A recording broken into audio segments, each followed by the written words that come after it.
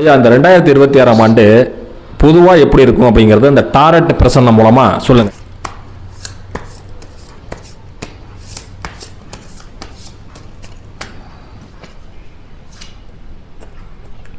சொல்லுங்க ஐயா.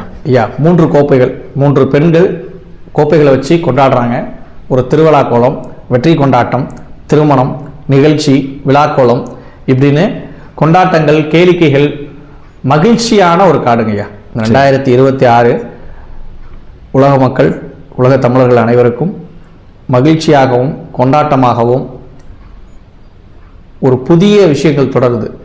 பழையன கழிந்தும் புதியன புகுந்தும் அப்படிங்கிற மாதிரி புதிய விஷயங்கள் 2026 சிறப்பாக நடக்கும். 2026